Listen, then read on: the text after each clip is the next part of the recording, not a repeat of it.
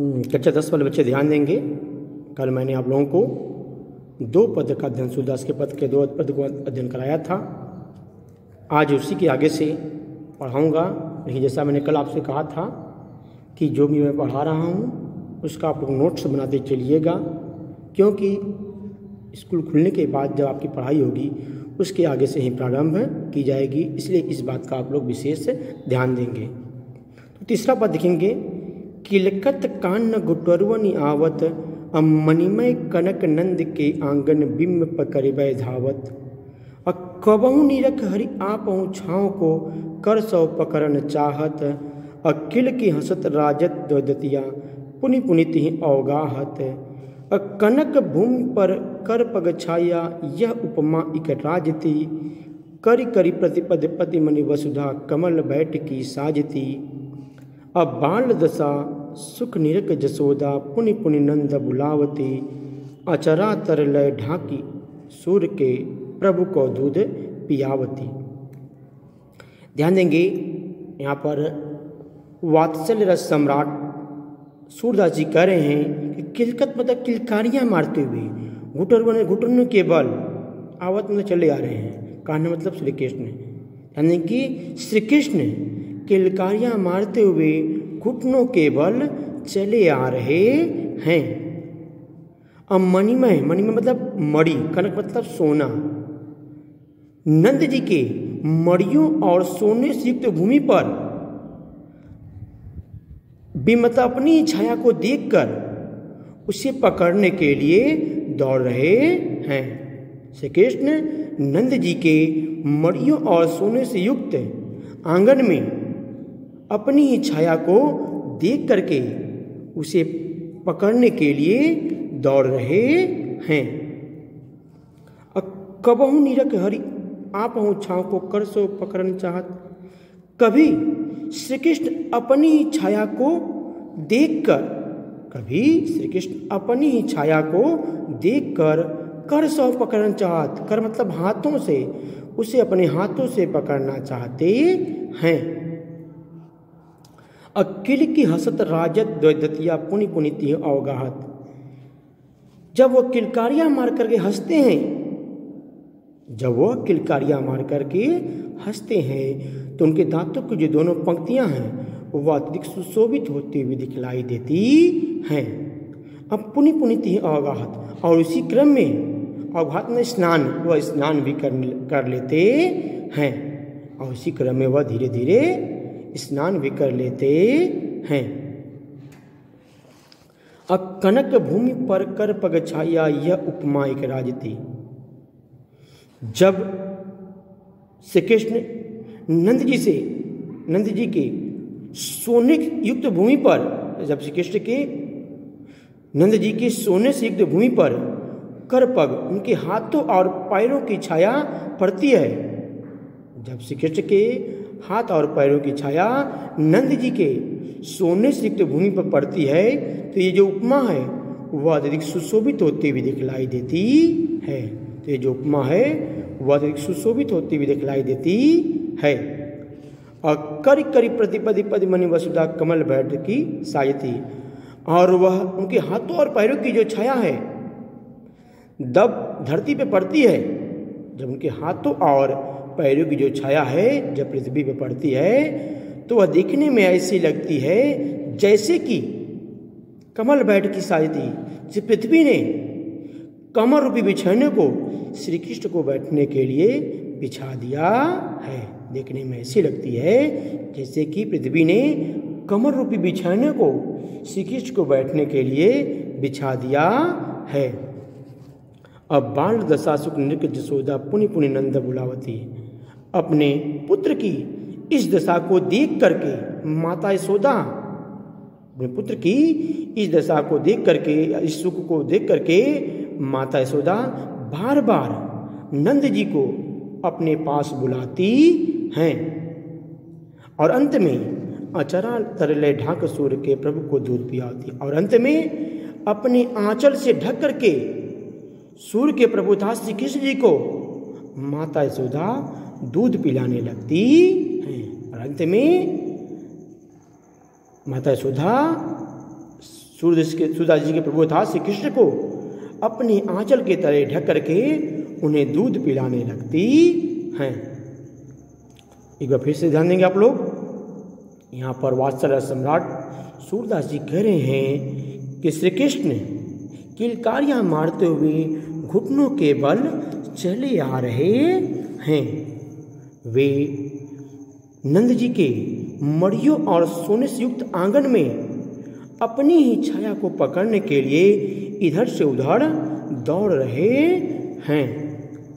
कभी श्री कृष्ण अपनी ही छाया को देख करके उसे कर मतलब अपने हाथों से पकड़ना चाहते हैं। जब वे किलकारियां मार करके हंसते हैं तो उनके दांतों की जो दोनों पंक्तियां हैं वह अत्यधिक सुशोभित होती हुई दिखलाई देती हैं और वह इसी क्रम में धीरे धीरे स्नान भी कर लेते हैं। कनक भूमि पर कर पग छाया। जब नंद जी के सोने से युक्त भूमि पर उनके हाथों और पैरों की छाया पड़ती है तो ये जो उपमा है वह अत्यधिक सुशोभित होती हुई दिखलाई देती है। और जब उनके हाथों और पैरों की छाया उस सोने की भूमि पड़ती है तो देखने में ऐसी लगती है जैसे कि पृथ्वी ने श्री कृष्ण को बैठने के लिए कमर रूपी बिछौना को बिछा दिया है। अपने पुत्र की इस दशा को देख करके माता यशोदा बार बार नंद जी को अपने पास बुलाती है और अंत में सूरदास के प्रभु अर्थात श्री कृष्ण जी को माता यशोदा अपने आंचल के तले ढक करके उन्हें दूध पिलाने लगती है। आगे ध्यान देंगे। मैं अपनी सब गाय चरे हूँ, प्रात होत बल के संग जय हूँ, तेरे कहे न रहे हूँ। अग्वाल बाल गाइन के भीतर न कहूँ डर नहीं लागत, आज न सोऊं नंद दुआई ट्रैनी रहूंगे जागत। और ग्वाल सब गाय चरई हूँ, मैं घर बैठे रही हूँ, और सूर श्याम तू सोई रहे, अब प्रात जान मैं दे हूँ।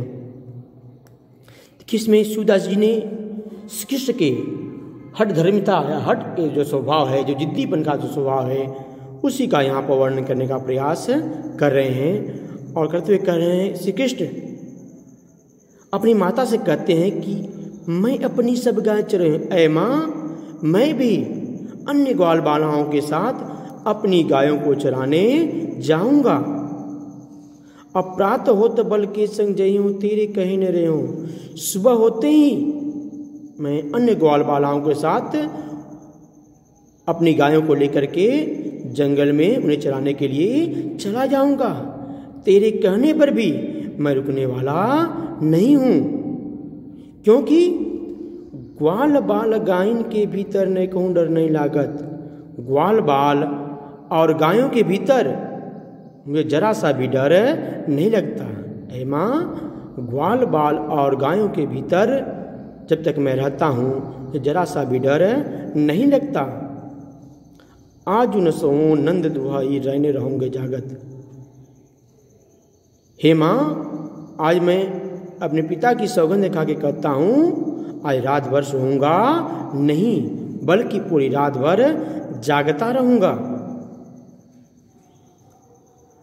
आगे श्री कृष्ण अपनी माता से कहते हैं कि अय माँ मैं पिताजी की कसम खा के कहता हूँ कि आज मैं सोने वाला नहीं हूँ, पूरी रात जागता रहूंगा। और ग्वाल सब गाय चरई हूँ, मैं घर बैठे रही हूँ। अन्य जो ग्वाल बाल हैं सभी अपनी गायों को चराने जाते हैं, मैं घर पर बैठ नहीं सकता। कि अन्य जितने भी ग्वाल बाल हैं सभी अपनी गायों को चराने जाते हैं, इसलिए अब मैं घर बैठ कर रह नहीं सकता। और सूर्य श्याम तुम सोई रहे, अपराध जान में दे हूँ। अंत में उनकी माता श्री कृष्ण कहती है कि हे पुत्र अब तुम सो जाओ, जैसे ही सुबह होगी मैं तुम्हें गायों को चराने के लिए भेज दूंगी। ऐ मेरे पुत्र श्री कृष्ण तुम अब सो जाओ। जैसे ही सुबह होगी मैं तुम्हें गायों को चराने के लिए भेज दूंगी। या फिर देख लीजिएगा, यहाँ पर श्री कृष्ण अपनी माता से कहते हैं, ऐ माँ, मैं भी अपनी सभी गायों को चराने जाऊंगा। सुबह होते ही मैं ग्वाल बालाओं के साथ अपनी गायों को लेकर के वन में चला जाऊंगा और तेरे कहने से भी मैं रुकने वाला नहीं हूँ, क्योंकि ग्वाल बाल और गायों के भीतर जब तक मैं रहता हूँ मुझे जरा सा भी डर नहीं लगता। आज मैं नंद जी की दुहाई करके पिता नंद जी की दुहाई करके कसम खा के कहता हूँ, मैं सोने वाला नहीं हूँ, पूरी रात मैं जागता रहूँगा, क्योंकि अन्य जितने भी वृंदावन के ग्वाल बाल हैं सभी अपनी गायों को चराने के लिए जाते हैं, इसलिए मैं अपने घर बैठ कर रह नहीं सकता। अंत में उनकी माता यशोदा श्री कृष्ण से कहती हैं कि ऐ पुत्र, अब रात काफ़ी हो चुकी है, इसलिए तुम सो जाओ। जैसे ही सुबह होगी मैं तुम्हें जगा करके गायों को चराने के लिए वन में भेज दूंगी। आज के लिए बस इतना है, कल इसके आगे आप लोगों को पढ़ाया जाएगा।